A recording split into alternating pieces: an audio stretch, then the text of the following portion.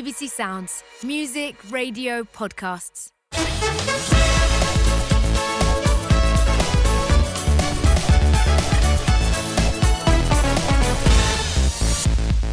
Roll up, get your bargains here. Footballers, 2 for a fiver. Takes me back to my market days, that. Welcome to Match of the Day Top 10, the BBC Sounds podcast that knows where to find value. Today, we're talking transfer bargains. Players bought for a song who produce beautiful music for their new club. We're not talking cheap players. Yes, Al, 3.6 million for you was great value, but that's not what we mean by a bargain. Nor are we talking Bosman-free transfers, Micah. What we mean are those players practically pinched from their selling club. You won't agree with our list, and you definitely won't agree with our order, but that's okay. Tell us what you think on Twitter using the hashtag MOTD Top 10. So here's our list of 10. Obviously, these are decided for us before anyone starts complaining. We've got Paolo Di Canio, 1.5 million from Sheffield Wednesday to West Ham. Seamus Coleman, a bare £60,000 from Sligo Rovers to Everton. Jamie Vardy, £1 million from Fleetwood Town to Leicester City. Kolo Toure, £150,000 from ASEC Mimosas, an Ivorian club, to Arsenal. Eric Cantona, £1.2 million from Leeds to Manchester United. Riyad Mahrez, £450,000 from Le Havre to Leicester City. Andy Robertson, we jump a bit here, but £8 million from Hull to Liverpool. Lucas Radibi, £250,000 from the Kaiser Chiefs to Leeds United. Peter Schmeichel, £505,000. Don't know why there's extra 5,000 on there. From Bromby to Manchester United. And Robin van Persie, £2.75 million from Feyenoord to Arsenal. So there are our top 10. First, let's talk personal transfers. Alan, you were quite young when you moved from Southampton to Blackburn, weren't you? Yeah, it was a pretty. It was scary leaving home at 15 and going down to Southampton. Yeah. And I got sort of used to that and really enjoyed it, and it was one of the best things I ever did in terms of growing up. But then, when it comes to moving again, it was a British record transfer fee at the time. Definitely not a bargain, then. It was definitely a bargain from Southampton to Blackburn. It was. I just didn't know what to expect, how it was going to work. It was just. How did it come about? I'm sure people are interested to know. I mean, we can all tell our own stories, but how did it come about? Was your contract up? Did someone get in touch with you? Did the manager of Southampton ring you and said, we want to flog you because you're not doing it? No, I got as far as I can remember, I got a call from an agent at the time to say there was interest. Agent or your agent? My agent, yeah. At the time to say there was interest. Blackburn were coming up to the Premier League because it was just starting then. They'd won the playoff at Wembley, and so they were coming up to the Premier League. And they were about to. They were talking a blooming good game because Jack Walker was investing, and Kenny Dalglish, etc. Ray Harford, and then I got a call off the club to say that they'd accepted a fee from Blackburn, and then I went up to talk to them. I went up to the Haydock Thistle Hotel and met Kenny. Been there, remember that? We used to stay there with Everton when I was a player. Yeah, we met Kenny and Jack Walker and the chairman Robert Coe and Ray Harford, bless him, who's no longer with us. And then the talks had gone really, really well, and I said, "Look, I'm going to go back home and speak to the family and see what happens. Give us 5 or 6 days, and I'll let you know before the end of the week." Before the end of the week came, I had a call from someone from Man United who said, "Look, there's interest from us." Oh, but don't tell Man United you turned them down. No. Double bubble, wasn't it? I said, "Great, I'd love to speak to you, but I've promised I'd give Kenny and Blackburn an answer by the end of the week," and I never heard back from Man United. What was it like not being first choice, though, not being the first pick for Blackburn? Because you do know that I was actually approached. Really? By Blackburn and Jack Walker, yeah. Oh, yeah. And this was, honestly, this is true. This was, I'd already agreed with the Japanese club to go, and I'd kind of gone, my legs had gone at that stage anyway. And we got this call saying that But Blackburn were interested. I said, what do you mean Blackburn? This is obviously before they bought anyone. Yeah. And we thought it was just some kind of publicity stunt from this new owner, and so we kind of just poo-pooed it and went, no, it's the deal's done anyway. So I went off. So sorry, Al, you were second best. Second fiddle. Well, what could have been? How lucky were Blackburn escaping that? You never played after that. Your toe was knackered, wasn't it? Oh, yeah, I got it. Yeah, it's a long story. How did it work with the transfer fee, though? Because, you know, like, what do you say, 3 point something? 3.6. I think it was 3.3 million plus David Speedy went the other way and he was valued at 300 grand, I think. But they used to say the player used to get 10% of the transfer fee. Was that true? 5 it used to be. Oh, was it 5? That was the That thing. was in But his day, I think that was. Okay. That was in the very early days. It used to be 5% of the transfer fee, but it didn't really necessarily work like that. I don't think. I can't remember. But and then what about you, Michael? What was your biggest transfer fee? Or because you were on a Bosman, because I mentioned it in that thing. Mm-hmm. That's a good situation to be in for a player. Yeah, it is. It is if anyone wants to. Exactly, yeah. So it's a difficult place to be in because I'd gone past my prime. If I was being what were you, totally... 22? Yeah, pretty much. That's cool. That was a joke. Sorry. And you sort of... So what happened, I was at Man City, I'd come back from my injuries, and I went on loan to Fiorentina. I was supposed to go to Spurs. Spurs had a deal agreed for me. Last minute, Man City said they don't want to sell me to Spurs. I was like, fine. So then I go to Fiorentina on deadline day, and I didn't know what I would... Because, you know, like, for players in my era, didn't really go abroad. So I didn't know what to expect. Yeah. So I went on the plane. Florence is beautiful. Yeah, Florence. You say you get the call from agents, they're interested. Eduardo used to be at Liverpool, I think chief exec, something like that. And he went to Fiorentina, wanted me there. And then I got there and I was like, wow, this is the biggest mistake of my life. Why? Mistake? Mistake. All right. Just because it was a different culture. No one really spoke English. Well, it's Italy. I know, yeah, but I expected... That's what normally happens in another country, you know?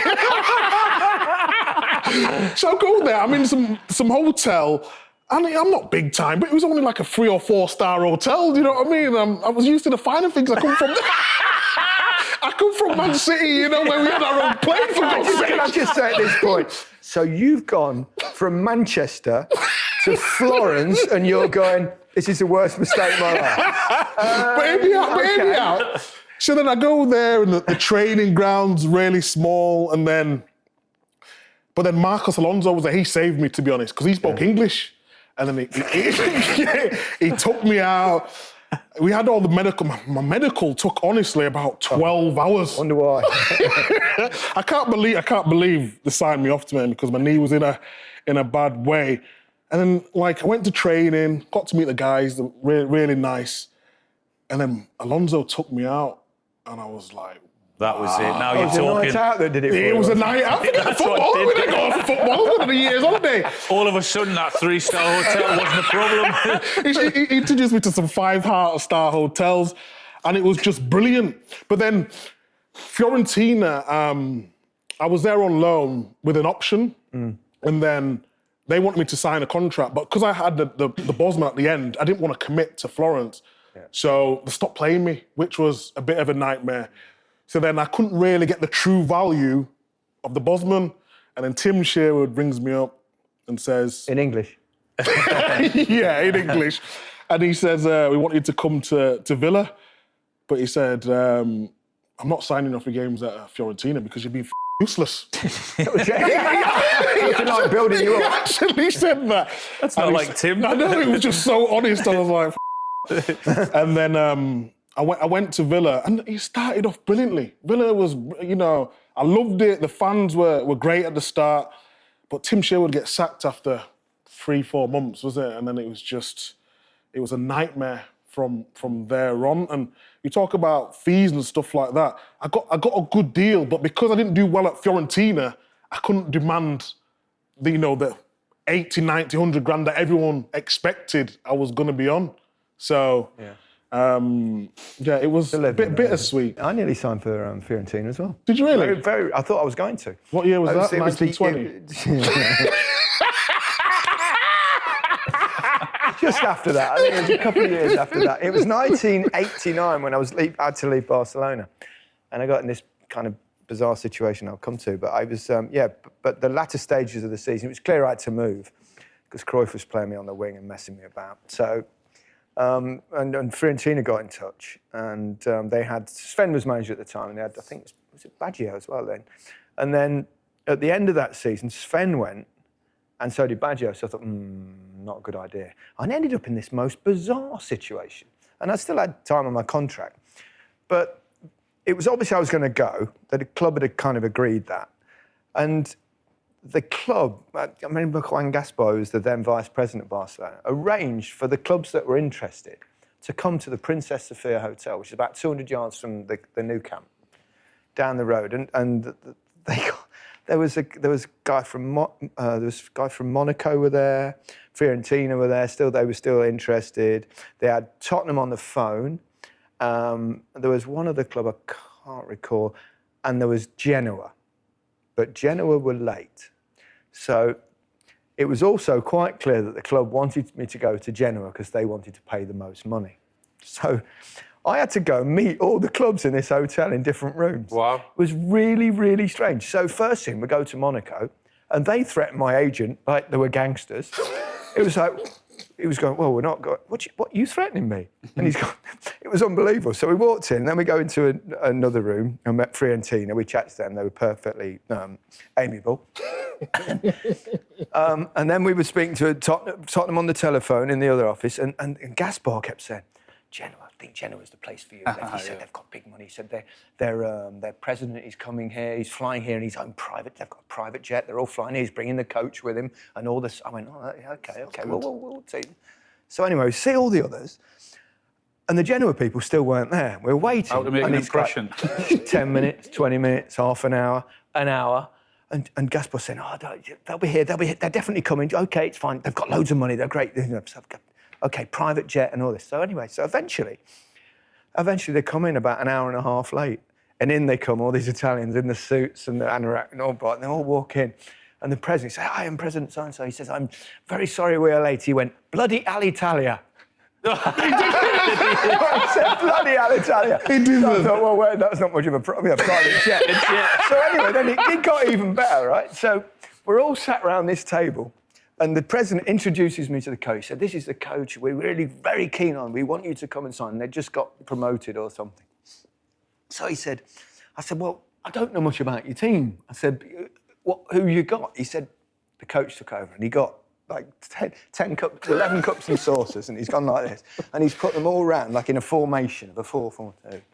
And he's gone, you know Diego Maradona? I went, well, yeah. He went, this player here, this one in the middle. He went, not Diego Maradona, but like Diego Maradona. I thought, oh, that's tasty. He said, you see this player here, up at the top, here, centre forward? I went, yeah. He said, you know Marco van Basten? I went, well, yeah. He went, not Marco van Basten, but like Marco van Basten. And he went through about 4 of the world's best players. And I went to my agent, I whispered to him, I went, you know Mickey Mouse? Honestly, you couldn't make it up, but I didn't make it up. It was actually the case. We should get on with this. I like that story. That was nice. I like What are we here for again? talking about us. I ended up coming back to Spurs, but there we go.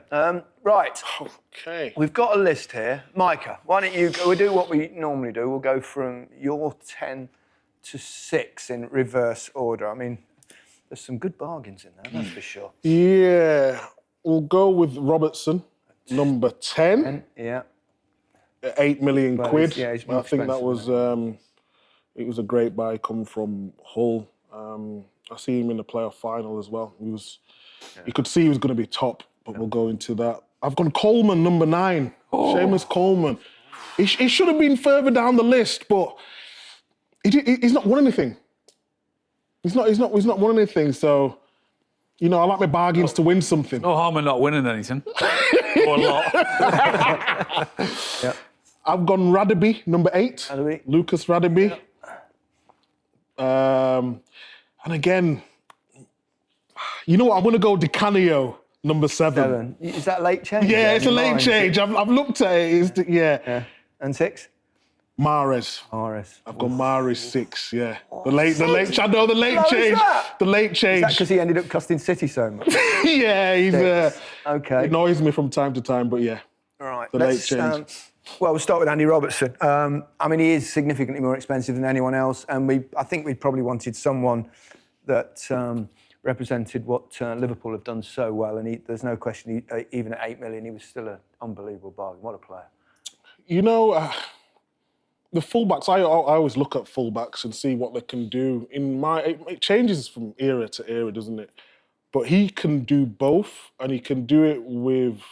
When you say both, he can do he can defend, he can attack, he can press, he can read the game well, his energy levels are great. He can do everything. He can absolutely. And would you take him over Trent? No. As fullbacks? No, I wouldn't take him over Trent. I know Trent's going through a difficult time at this moment, but I think one season he got 13 assists. The other, he got 12 on the amount of chances he creates. For a fullback, apart from Cancelo, I've not seen a fullback like Trent. Yeah. So he would just edge it. But I didn't expect Robertson to get to this level.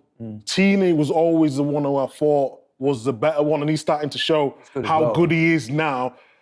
But for £8 million for a modern-day fullback, £8 million who can defend and attack, he's got to be. Did you prefer playing at fullback? Because you played both. You know what? It depends. So when I first started, I was with Richard Dunn.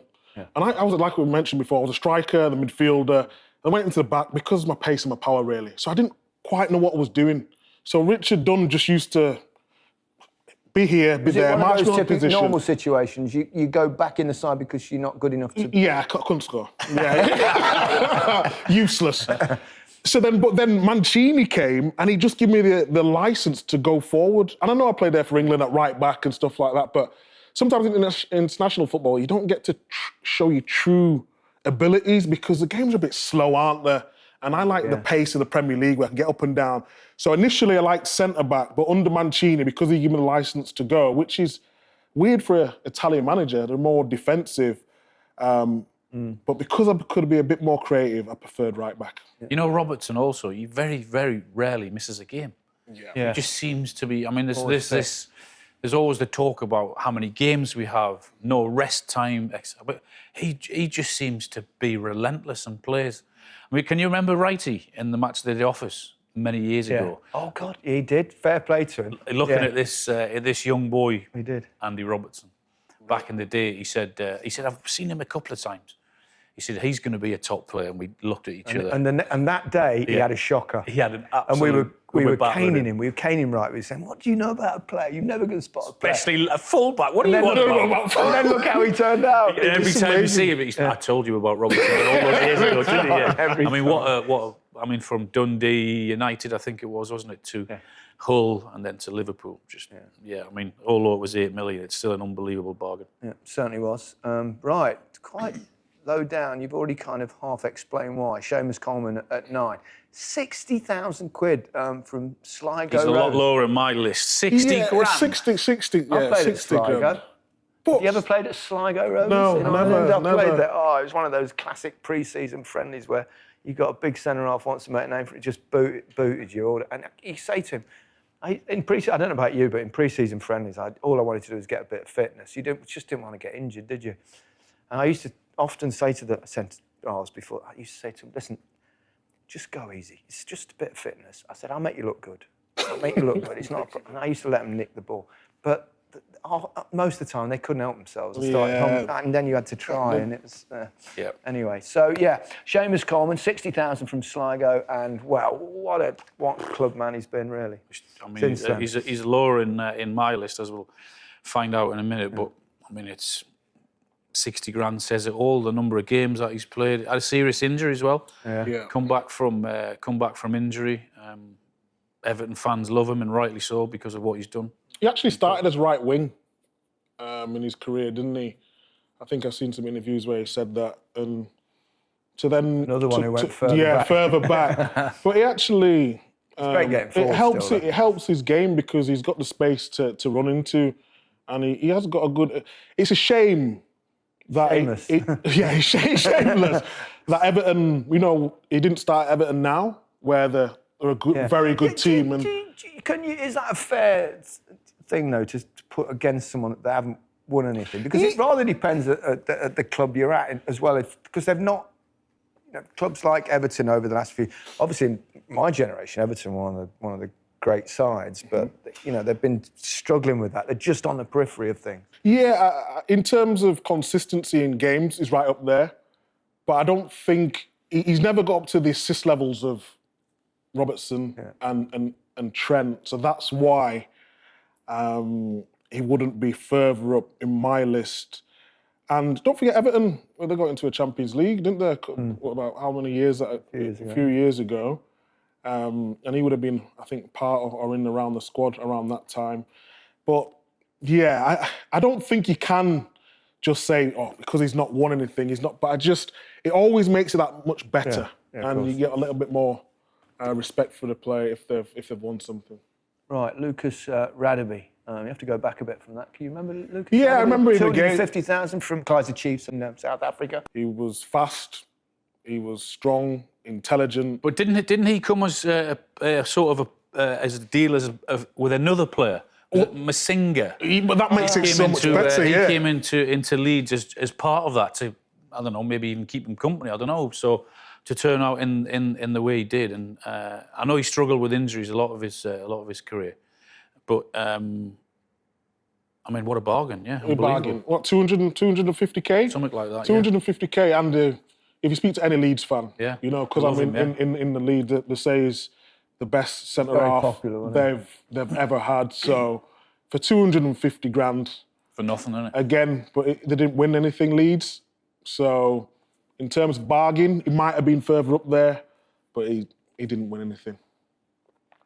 I suppose as well, you have to take into account with these lists, don't you, that 250,000 back then was like, it was still cheap, whereas 250,000 now you go, you can't get anything for you wouldn't get a pair of boots for that now, would you? It's unbelievable. Lucas Radebe. Was it? Yeah, he was. Defender. Yeah, reliable, quick, could play, decent in the air.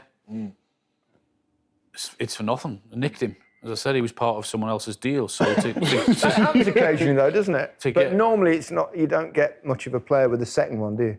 Not with the second one, no. But he was. He's obviously the exception. So he's. He was excellent. Okay. Paolo Di Canio's in there. Sheffield Wednesday, West Ham, 1.5 million. You got that in 7. I'm not. Paolo Di Canio. I mean, that was a few quid back then, wasn't it? Yeah, but he lit up. He did. He lit it up, didn't he? And I think that's probably, you look at defenders, they don't probably get the appreciation sometimes because the defenders, Di Canio, he was fireworks, wasn't he? I used to love watching him. Me and I was looking at the goal beforehand against Wimbledon, wasn't he? A volley. That volley. Oh, that was ridiculous. It's just volley, yeah. Far post. Just sensational. 1.5 million as well. Yeah. It's not. That is a bargain. Remember the. I mean, we shouldn't laugh, but I'm sure we're going to know the incident with the referee, Paul Alcott. Nigel Winterburn went for him and he went back to him and he went down too easily there. The referee stumbled back. Yeah. Tiny bit of contact. Yeah, that was brilliant. Just a bit. Yeah. But he was a maverick, wasn't he? He also got the impression that he was slightly bonkers. He was definitely slightly. He was different. Yeah. Yeah, but we like characters, don't we? Yeah. I think nowadays you can't express yourself as much as. Even if you look at like Keenan Vieira. Have you started already with In My Day? You've only just finished playing. All right. If you look at Keenan Vieira, their day, it was you could have a bit of a scuffle in a tunnel. You can't do anything now. They're taking away everything. Yeah, and actually won't be allowed to tackle soon either. Well, you're not allowed to tackle now, are you? Really? Really. And I think the game's the poorer for that. Definitely. Anyway, I don't know why we got onto that, but we did. Game's gone. Yeah, game's gone. Right, Riyad Mahrez. Well, I mean, I'm surprised here, Mike. Really surprised that he's in your bottom half, and not because 450,000 quid from Le Havre, and that's in relatively modern times. about 2014, something like that. And he came to Leicester, and he was part of the magical mystery tour that led to the Premier League title. He's then gone to Manchester City for a load more money and has been brilliant there as well and won more titles. Why is he only in 6th? I don't know if because I watch City, he frustrates me. Really? It frustrates you? He's got the best touch ever. That is frustrating, to be honest. He's got the best touch ever, and then he messes around when he could just... He could score 25 goals a season. I love him. When you say messes around in terms of what? Trying to get on that left foot and whip it in the top corner? He dilly-dallies on it too much for me. He turns people inside out. I think he's one of the best wingers ever. What was one of the best wingers ever? 450k. Was he part of it? It's too expensive, was it? He's magnificent. Did he come to Leicester when the season before the league, when they were struggling at the bottom? So he played his part in that, and then the next season winning the league as well. Yeah, he was there, and he was unbelievable. I mean, unbelievable in that season. Him. I mean, the big three, weren't they? Was him, Vardy, and Kante. Now, I have to say at this point, by the way, that you'll be thinking, where's Kante? Where's Kante not in this? I was saying the same thing, but they gave the instructions on this to the guys who picked the top 10 that you could only take 2 from one club. Mm-hmm. So obviously with Leicester, we've got in Vardy as well as Mahrez, and that explains why Kante is not in the top 10. But there's so many names missing off that list. I mean, obviously, I should have been on the top of it. 3.6 million. No, this is bargains, not people paying over the odds. Ole Gunnar Solskjaer's not on the list either. Yes. Was he not 1.5 million or something, was he? Was he 1.5? Anyway, we're not here to discuss who's missing. Talking about Mahrez, Al. Brilliant. I mean, the thing is, there's a danger here, obviously, of us just talking about how great all these players are, but that's why they're there for a reason. But the thing I would say about Mahrez is that most of the time we and defenders know what he's going to do, but not many can stop him. Like Robin. It's all right saying, well, we know what he wants to do. He wants to get and cut in on that left foot and whip it in, but he does it so well and does it so quickly that it's sometimes it's impossible to stop him because he's that good at it. Yeah, you can't, like, if I was playing against Mahrez, he would twist. There's actually a clip, I think, that's going around. If you see if you can dig it out. He's gone to chop, and 3 of us have gone. So I've got back up, and he's chopped me again. But I believe, why you're a little bit? Well, yeah, maybe that's why. But I just believe he could score any time he wanted to. Yeah, it's probably frustration that you want him to get more goals and more assists because he's got all the ability there. And I just feel like he likes his fair share. He likes to showboat a little bit rather than just being potent, assist goals. Sometimes, I think certainly from a forward's point of view, a forward might think that. I probably would think that in terms of with him chopping and changing and because you're, as a forward, maybe wanting to make your run to the near post or the far post and it's not coming in all the time, but I mean, he's got great ability. You can get away from that, can we? Unbelievable player. Al, your 10 to 6, please. My 10 to 6, I've gone Paolo Di Canio 10. Yeah.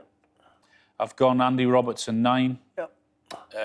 Lucas Radebe 8. Riyad Mahrez 7. Oh, you got him low as well. In fact, you got the same bottom 6. Robin van Persie. I've gone 6. Well, actually, that only leaves us one to discuss there because we've done the other 4, you've kind of coincided there. So Robin van Persie, 2.75 million from Feyenoord to Arsenal. Obviously, latterly moved to Manchester United as well. Brilliant striker. He's phenomenal. Goal scorer. Chances, he used to bury them for fun, quick. Had a great shot on him, got it away early.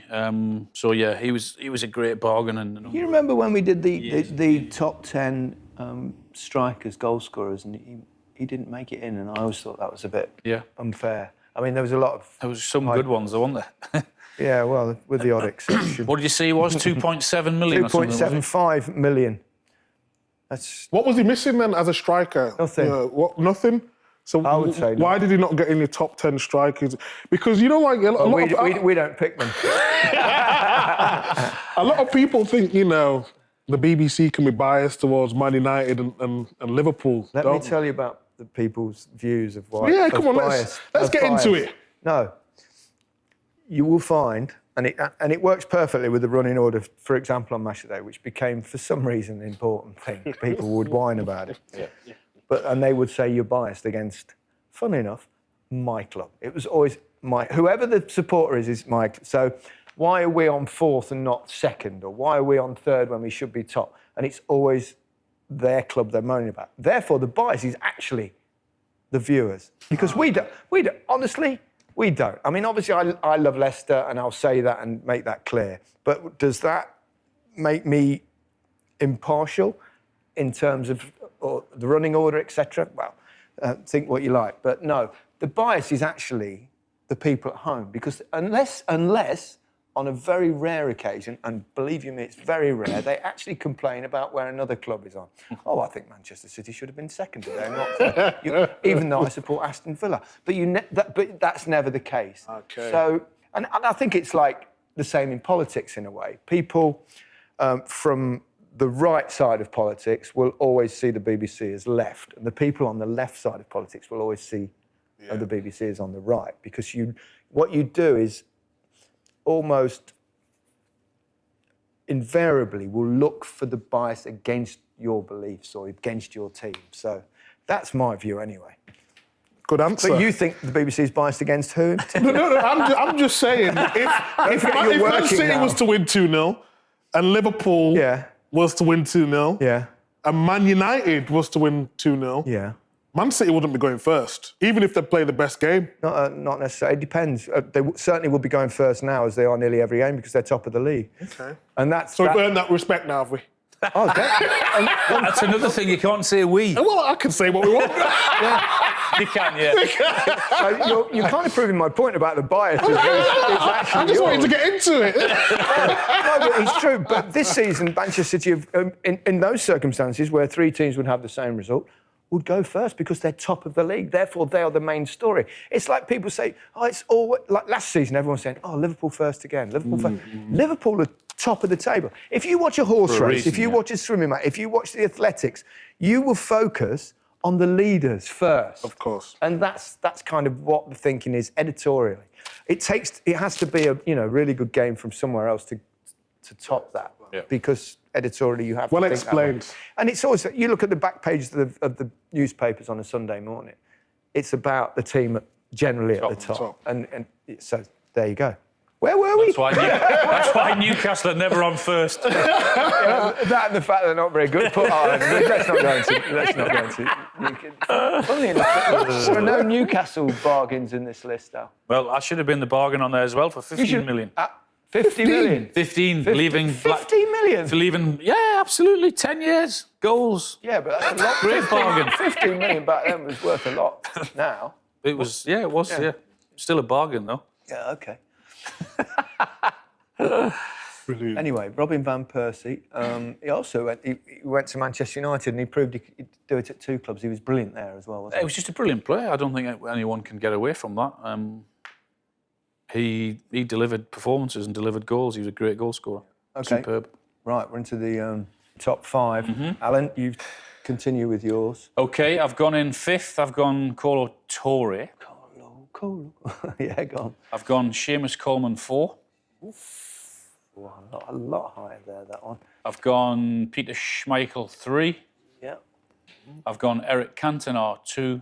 Yeah. Hey, the winner is Jamie Vardy 1. Yeah, and yours, Micah?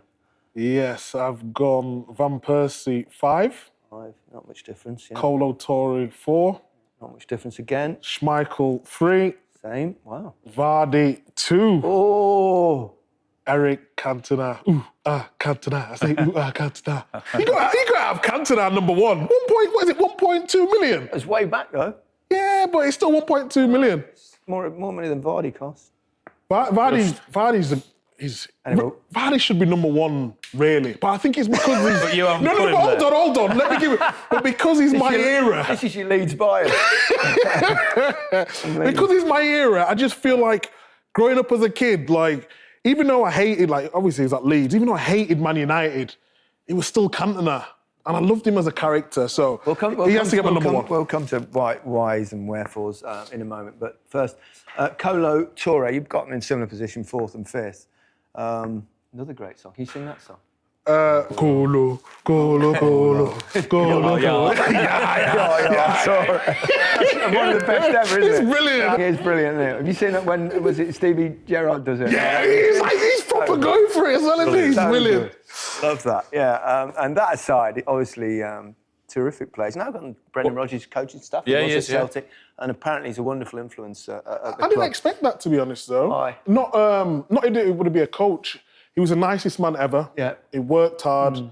Obviously, come from Arsenal, and he was a great leader. But he never he never did anything after training in terms of wanting to coach. He was more arm round his shoulder sort of guy, and sort of believe in your own abilities. So I'm glad to see him as a coach now. Yeah. Hopefully, one day he can get a good job. I mean, you saw him closely. Yes. Player-wise. Player-wise. Yeah. I expected a little bit more. Yeah. What was missing? He had everything, but I don't know if it's because we was going through transition and he was one of the big hitters that come. And, because you look at him such a high light, you expected him to be, wow, he can do everything. He can win games on his own. But I think when he came to Man City, he was on, not his way down, that's disrespect. Slightly past, It's reactions with the defenders. Like, if someone's going to go short, can you go with them? Are you going to drop out? Are you going to win all your headers and all that stuff? And he was great around the changing room, but I expected a little bit more because I loved Arsenal. Yeah. Growing up as a kid. Did you? That was my team, yeah. You're an Arsenal fan. I'm an Arsenal, yeah. How many teams have you had? Arsenal. How long we've done this? How many teams have you had? We've gone Leeds, we've gone Arsenal. I'm from Leeds. I was born in Birmingham. I support Arsenal. Oh, right. And hate United. Man United.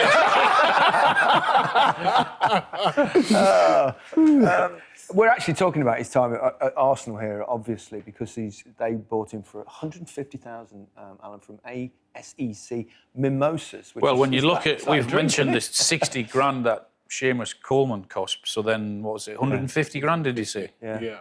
When the appearances, number of years, unbelievable. And he won a Prem, 2 FA Cups at Arsenal, I think. Invincibles. He's top. He's top notch. Yeah. Top notch. It's not bad. Right, you concur on 3rd place, bronze medal position for Schmeichel, not Kasper, but Peter. And I think when we did the top 10 goalkeepers, he came out number 1. Well, look at the influence that he had. I mean, the size of him, what he did for the club, what he did for the defenders. He was a character. He was a giant of a player for a giant of a football club at such a huge time. I mean, the trophies, just everything. So he had to be in there. Yeah. Yeah, he was. Kasper, you overcame your Manchester United bias. Yeah, Kasper. If someone's top notch, I've got to say it. And Kasper was at Man City with me. Yeah. And he used to come and watch training, obviously. And he was just a giant of a man. He was like, but he never used to smile. He just used to look at you. Like, he did. What are you looking at, mate? See him when you played against him. Yeah. And then, against him a few times. But I work with him now on CBS, don't I, for Champions League. And he's the nicest guy you'll ever meet. Yeah. Do you know what the best thing that he ever did? What? Fathered Kasper Schmeichel.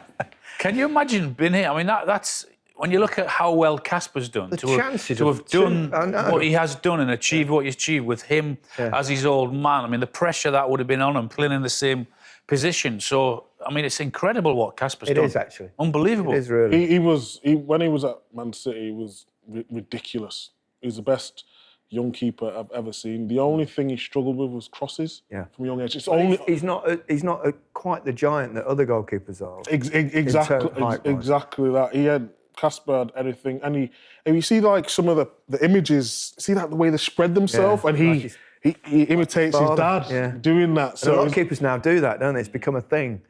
So he was the trailblazer, wasn't he? And yeah, number 3, thoroughly deserved, I think. Yeah. Right. In second, right, here we go. Here's the debate, isn't it? I'm going to have to. Hey, oh, look at me! I thought you were impartial. I'm going to have to. No bias. No bias. I've not said anything yet. I've not said anything yet. All I'm saying is we've got. know what here. you're going to say. That's why. Alan, you've got Cantona at 2. Yeah. Micah at 1. Alan, you've got Vardy at 1. And you, Micah, you've got. You were already trying to explain that why Cantona was your number 1. Just because he's the man. I mean, he's iconic, isn't he? He's one of them people who even remember as a kid, he used to have his Collar up. His collar turned up, didn't he? He used to go into school. He just used to think he was Cantona. He's iconic. He's got everything. How old are you? 32. Is that all you are? That's all I am, yeah. A tough life. I'm a young. And how old are you guys? I'm nearly twice your age. Okay. I'm 60. And how old are you, Alan? 50. We're round figures. Wow. Yeah. You're looking good for your ages, guys. I can't see me doing this in 20 years. Hey, the way you're going, it'll be 20 minutes. So yeah, Cantona. Come on. It was unbelievable. That I think that personified him, didn't the chip goal when he gave it the strut. A little look round with it. Was it against Sunderland? I think it was that dink, wasn't it? Yeah.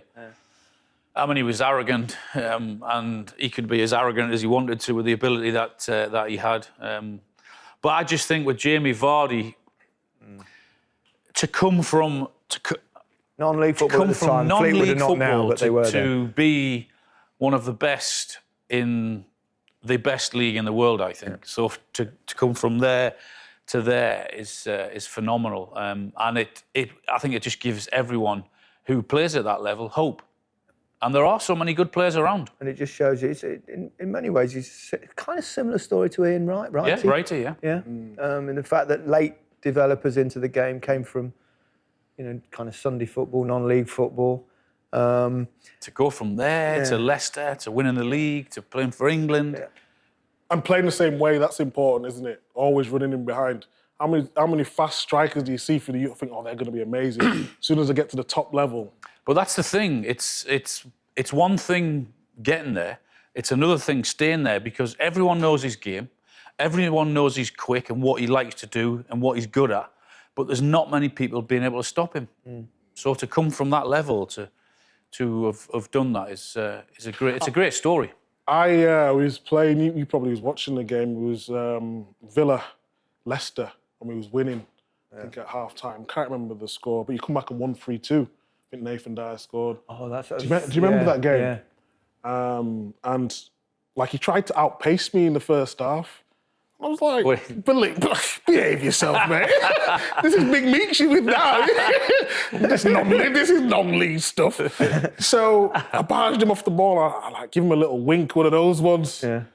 And then after the game, he just winked at me back, and I was like, this player, he gets you back, doesn't he? It's just ridiculous, because I'd won the battle up to about 70 minutes. He couldn't get past me. And then? But he keeps going and going and going, and he's relentless. We talk about people being fit, and he just doesn't he makes intelligent runs. He just doesn't run around like headless chicken, and he press you. And I thought I'd got there, and that's what he draws you into a false sense of security, thinking that you've got him. When the defenders are abusing you and kicking you and saying whatever. Though, isn't it? When they give you that, and that's what you want, because you can stay quiet, you can stay calm, and then if you just knock one in and just give it. Did you must have always kept quiet when defenders were like that? Having to say something to you or kicking you, did you? The one exception was, with Wimbledon, because they were horrible to play. I mean, they probably admitted themselves. I think they have admitted themselves. They were awful to play against. It was not just the violence, but it was also the mouth. Yap, stick it in a mixer. Stick it up in a mixer. It was. And they used to say that all the time. It's mixer thing. Big Fashanu and Vinnie Jones and here we go again.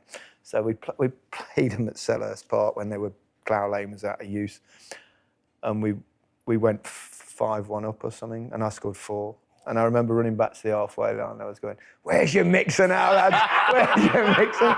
Which was very brave for me. I was not usually that brave. You'd have been looking behind you, waiting for something. And then when we were running off the pitch, I got off really quick. getting the dressing room sharpish. But Vardy also. But Vardy's record against the top six, the so-called top six, is remarkable. There's a stat recently that only Aguero, I think, has scored more than Vardy. I think Aguero's 40 odd, and then Vardy's about 34. I'm probably a bit out, but do you know who's in third place, by the way?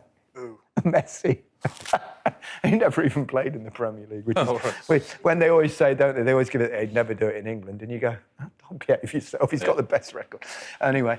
But I mean, Vardy's obviously gone on, and he has won things as well. We won the Premier League remarkably with a club like Leicester. That season. It won't happen again, will it? Well, I don't think it will happen again. Not for Leicester, but for where they was for relegation. That kind of club, it's impossible. Yeah, it was a miracle. Wasn't it? It was a miracle. Yeah. No one saw it coming, did he? No. There's sort of comparisons from where Blackburn came from, but people saw Blackburn coming. It wasn't a massive investment, wasn't it? That investment happened within 3 years of them going into it. But Leicester, when you consider what happened before the season before, and then for them to go to that. They won 7 of the last 9 games to stay up. Yeah, wow. It's incredible, wasn't it? I mean, it's like now, if Fulham won a few games towards the end of the season and stayed up, and then next season won the league, now you go, that's ridiculous. That ain't happened. It'll never happen in a million years. But that's what happened. When did you believe, though? Because was it around... I think probably when they won at City, I started to think it might be possible. I mean, obviously, I did that silly tweet which was about December the 14th, when I said, if Leicester win the league, I'll present the first match of the day next season in just my undies. Now, I knew 100% then that there was zero chance that Leicester would win the league. Zero chance. I never thought it was not remotely possible. They had a good run up to Christmas. They'll fall away. Well, then it kept happening. You were kept at the top, and then they kept winning. Then they had a little bit of a lead, and then they beat City away on that. I remember I was watching it on the train on my iPad on the way up to Salford. I was going, my God, they might actually win this. Just never stopped, did they? Still makes me emotional thinking about it. Now's the time to get him to commit to something if Leicester win the FA Cup. Because they've never won the FA Cup, have they? Let's do this. Can you commit to something? Yeah. Naked? No. Okay, no, we don't want him to go that far. He was a decent Nick, wasn't he? At my age. By the way, he'd been in the gym for 3 months. Knowing. He spent that summer on the weights, didn't he? Always. Oh, God, it was wonderful. That's a no, then. Is that you're not going to commit to it? No, come on, you got to commit to something. Come on. It's not like you to do this, Gary. Come on. I'll have it. Blimey, what, though? I've got to think about that now. Okay, we'll give you some time. Anyway, because actually, that's just 2 games. That's not quite winning the league, is it? I mean, beat Southampton, you're in the final, and then who knows? Oh, by the way, that I got that nice hot ball for that Southampton ball in the bag for the cup draw. I want nothing to do with this, Tom. John, may I say that was absolutely a joke. I think this bit will be getting cut out. I think Southampton were delighted as well. They avoided Chelsea and Man City, but there we go. Who's going to make an argument here against Cantona? Why not Cantona first for you, Alan? I wouldn't. If you decide to put Cantona number 1, I'm not going to argue because of what he achieved, what he did at United, the respect that he had and still has, and rightly so. Yeah. He can be number 1. The only reason I put Jamie Vardy at number 1 is because it's £1 million, and he'd come from non-league to come in and win the league, to play for England, to win a Golden Boot, to be as good as he has done, has been in the biggest and best league in the world. That's why I've put him as number 1. They're both characters as well, aren't they? Real characters. I mean, they're both that kind of strut, and Vardy's celebrations against teams when they have a pop at him and all that. Do you know what? I listened to Brendan do an interview about Jamie Vardy, and I thought it was absolutely right in what he said about Jamie Vardy. He fears no one. Respects him, yes, but he fears no one. And you can see that in the way he plays and his attitude. And he's got a strut about him. And So he should, after what he's achieved. Yeah. I think I just went Cantona. I think it's 4 Premier League he had, and was it 2 FA Cups? So He was playing for Manchester I United. know, yeah, but it's easy not that to say. It's easy to say that, but you got to do it, haven't you? Yeah. You've got to do it. So it just edged it for me, and I think Eric Cantona. It was a song for me. Ooh, Cantona. It just. Yeah. Okay. Well, if it's, we'll come to top 10 songs for players at some point. So that's it. All it's left to do really is for me to decide the winner, because that's what happens Let's see when how impartial you are now. and it won't surprise you to know that I've gone for Eric Cantona Really? to be second. Hey! And I love Jamie Vardy. Obviously, he's one of he plays in the same position as me, and it's my team. And I absolutely admit I'm completely biased, and I don't care. You can have your say anyway. Well, that's it. Thank you for listening to today's podcast. As always, have your say on Twitter using the hashtag #MOTDTop10. Until next time, goodbye.